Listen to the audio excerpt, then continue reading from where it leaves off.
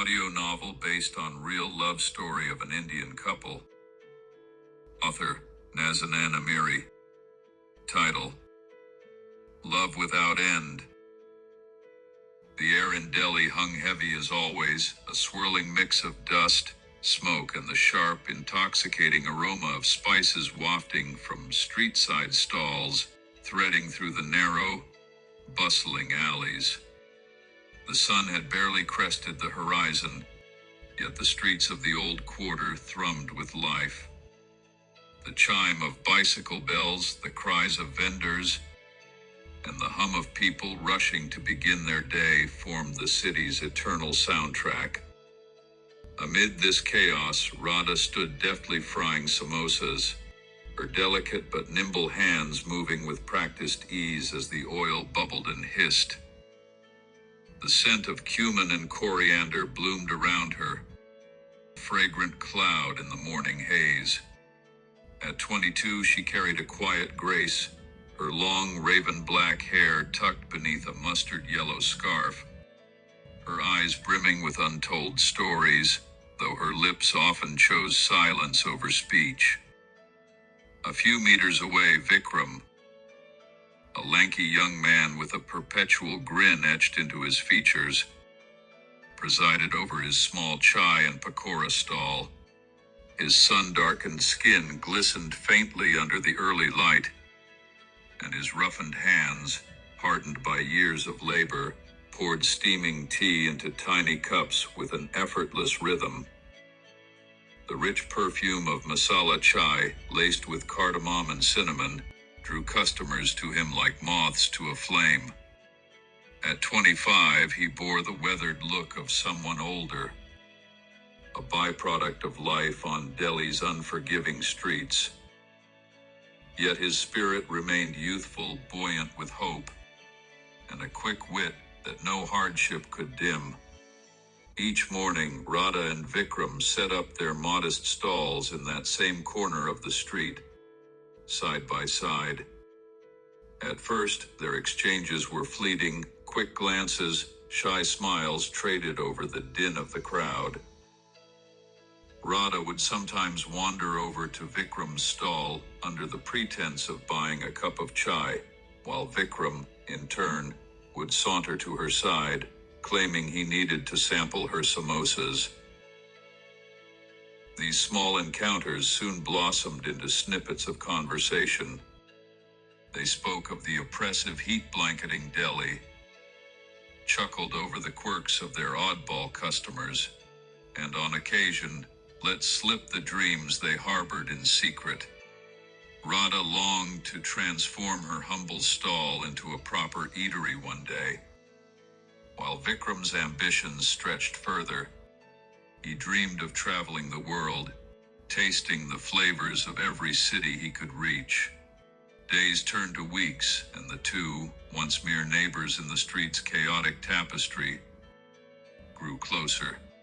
Their glances lingered longer. Their words took on a tender hue. One evening, as the sun dipped behind Delhi's weathered rooftops, and the street settled into an uncommon stillness, Vikram found his courage. He reached for Radha's hand, his touch tentative but warm. Her heart raced not from fear, but from a feeling she couldn't yet name.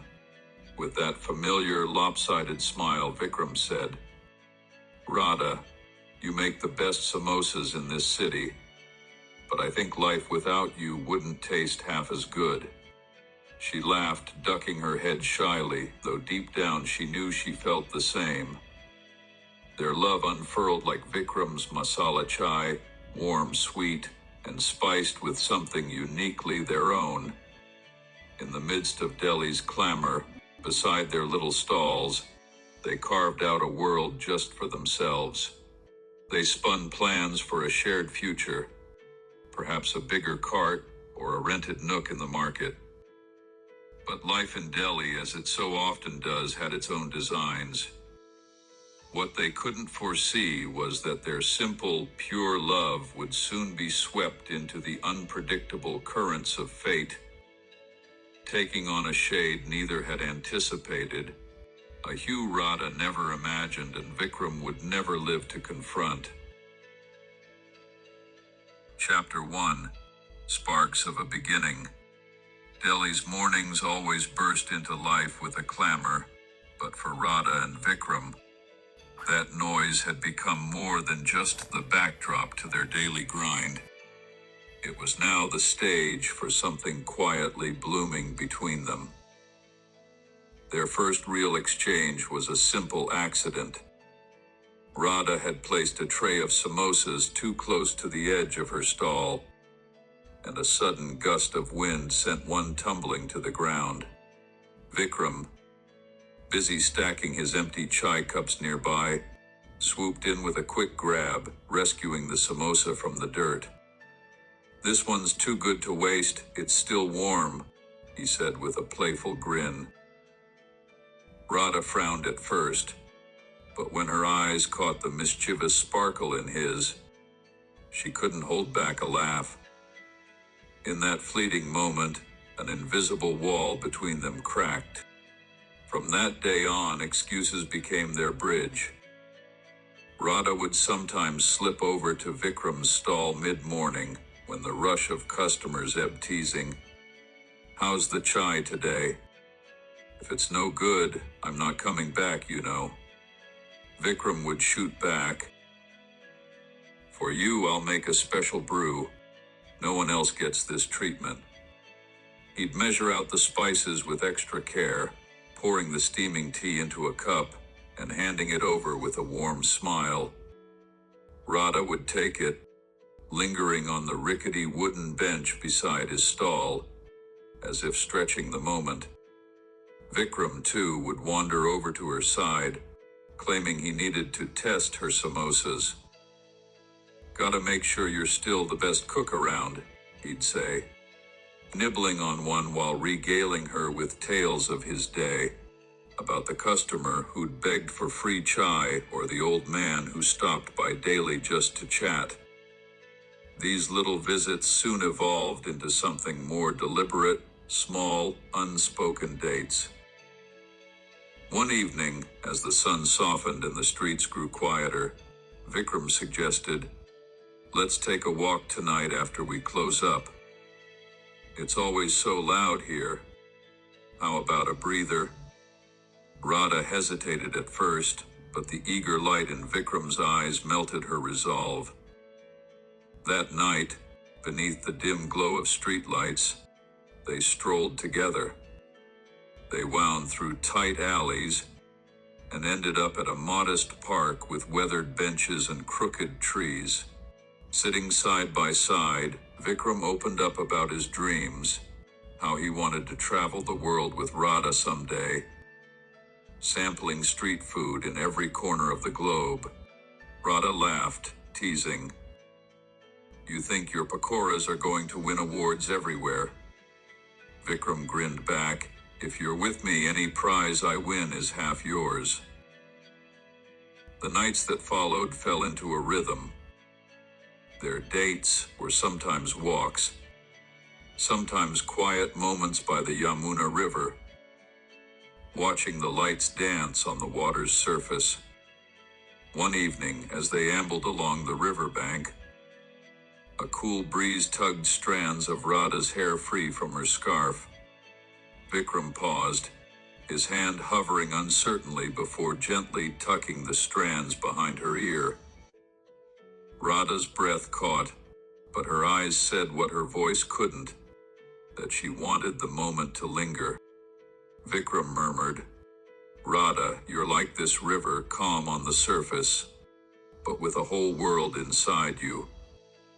Then, as if he could no longer hold back, he leaned in, his lips brushing hers in a kiss, brief, but brimming with a feeling words couldn't capture. Radha froze for a heartbeat, then rested her hand on his shoulder, surrendering to the moment. After that night, kisses wove themselves into the fabric of their secret world. Behind their stalls, when no one was looking, Vikram would steal a quick peck, his hand briefly squeezing hers. On their nighttime walks under the shelter of shadowed trees, they'd pause, melting into each other's arms. Their love was like the spices in their food, bold, warm, and alive. It seemed to wash away the grind of life on Delhi's streets. They didn't know that these sweet days, like a candle flickering in the wind, would burn brightly only for a little while. But in those moments, they had each other, and that was enough. Chapter 2. A fire beneath the ashes. What had begun as a gentle breeze between Radha and Vikram had now swelled into a tempest, unstoppable and wild.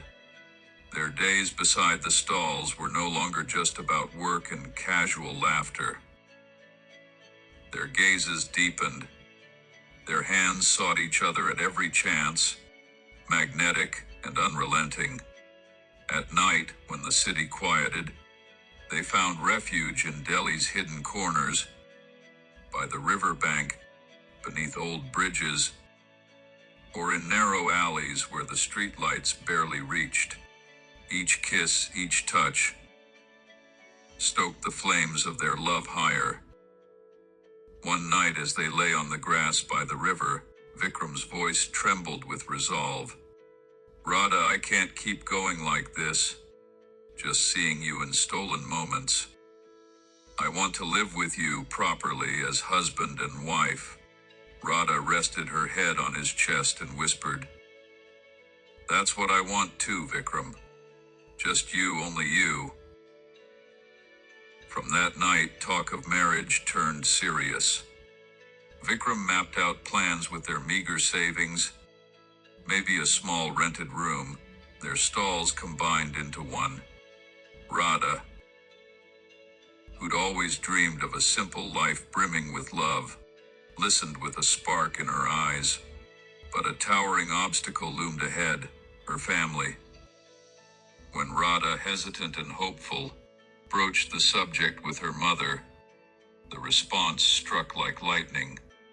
Her mother's face flushed with fury as she shouted, "A girl who marries a street boy like him is no daughter of mine. We have better plans for you."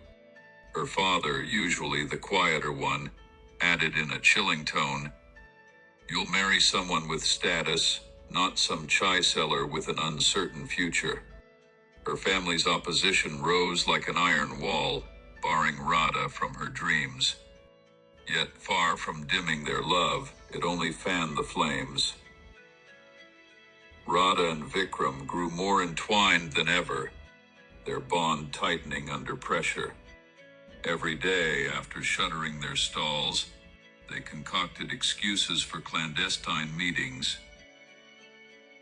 Sometimes Vikram would pedal his rickety bicycle to fetch Radha, stealing a few minutes in a deserted alley. Other times, Radha slipped out under the pretense of an errand, meeting him in a weathered tea shop where they'd sit hand in hand behind scratched wooden tables, vowing under the faint glow of lanterns never to part. One rainy night, as drops pattered on the shop's tin roof, Vikram kissed her and murmured, "If your family won't agree, I'll take you anywhere we can be together. Just say yes." Radha, eyes glistening with tears, smiled and breathed, "Yes, Vikram. Wherever you are, I'll be." The idea of running away took root. Vikram began asking friends discreetly. Where could they go? Mumbai, perhaps, or a remote village where no one would find them. Radha, in secret, gathered a few clothes and a gold bangle her grandmother had left her, preparing for the day they'd make their move. But secrecy came with its risks. One afternoon, her younger brother, growing suspicious, trailed her and nearly caught her meeting Vikram in the park. Radha returned home trembling, sleepless that night, yet even fear couldn't dull her longing for him. Each covert rendezvous, each stolen glance, wove another thread into their love's tapestry. One night, pressed close in a dark alley behind the market, Vikram whispered, "We'll find a way, Radha. Either your family comes around, or we build our own life." She met his gaze and said,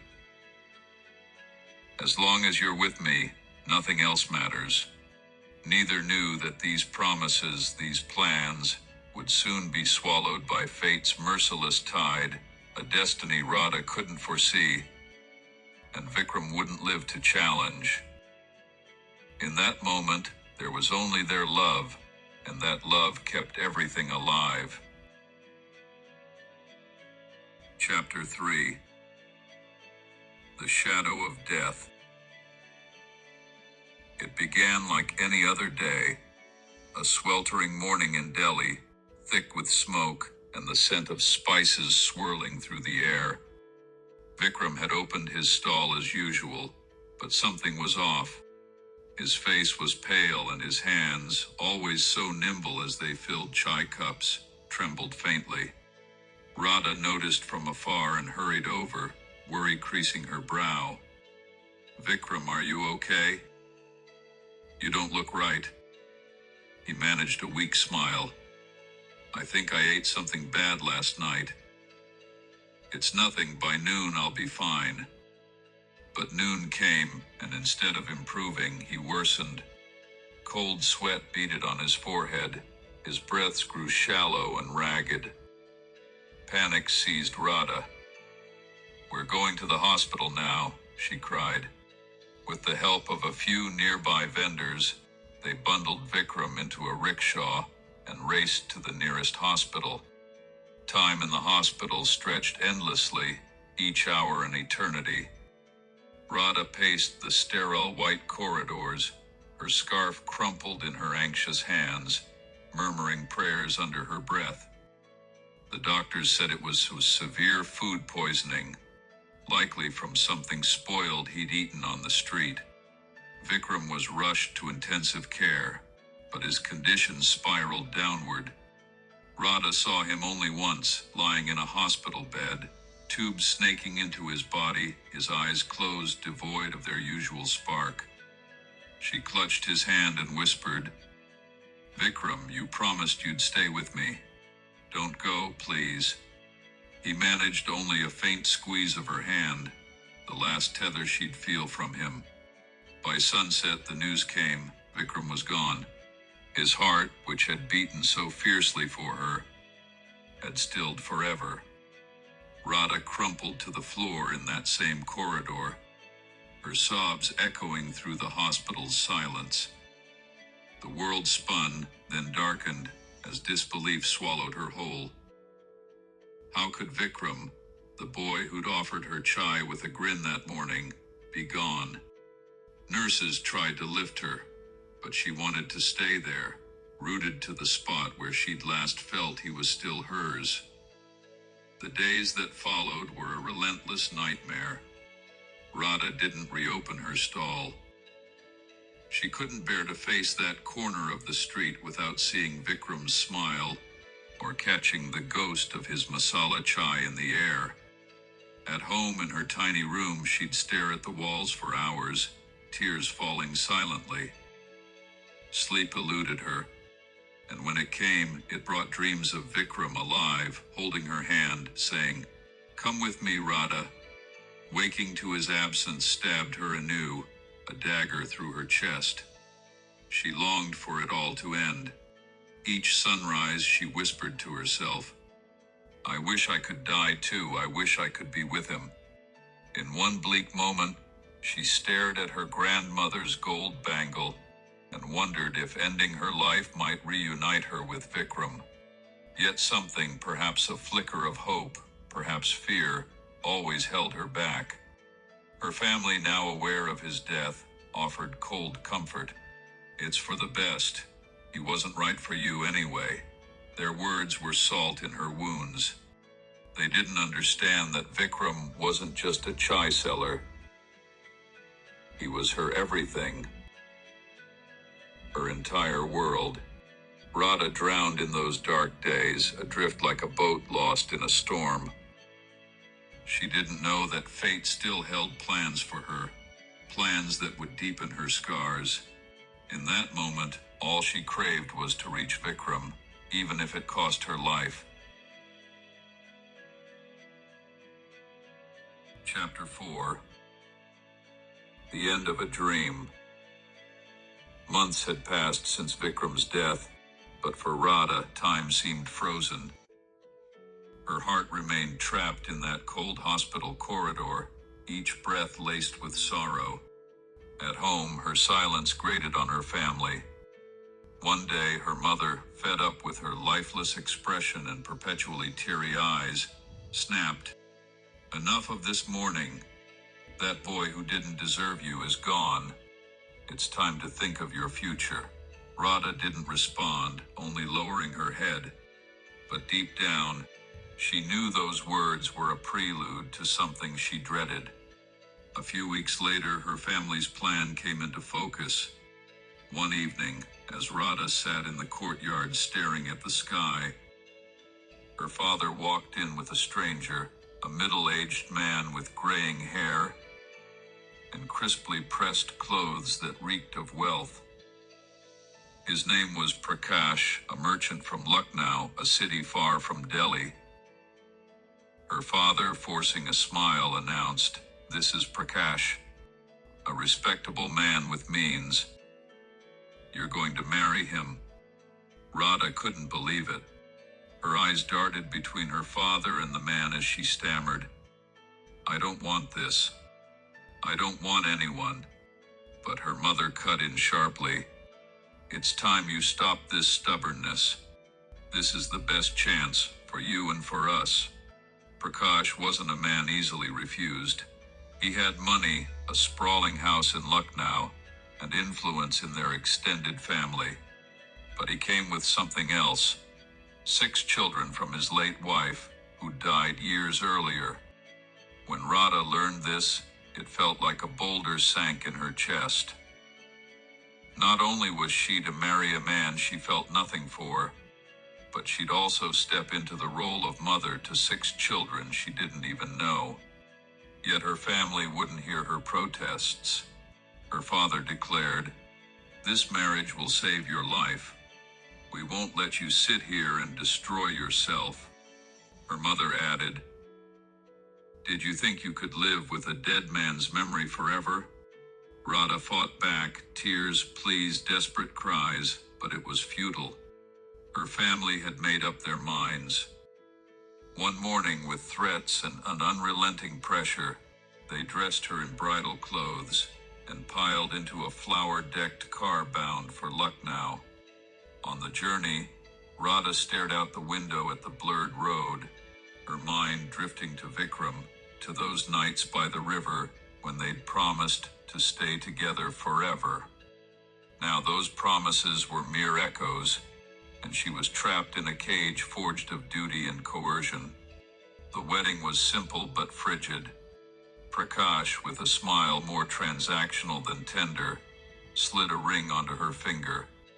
His children, ranging from 8 to 17, stood around her, their gazes a mix of curiosity and indifference.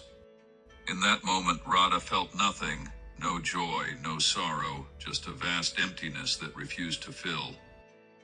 When they arrived at Prakash's grand house in Lucknow, alive with the clamor of his children, it felt like a prison to her. Prakash said, "This is your new home. You'll get used to it." But Radha knew she never would. At night, when the household slept, she'd gaze out her window and imagine Vikram, the Vikram with the warm smile brewing chai by his stall. Now he was just a shadow in her mind, and Radha, once a woman who'd loved life, faded quietly into the one they'd built for her. Her love for Vikram had ended without fruition, and this conclusion was more bitter than anything she'd ever imagined. The end.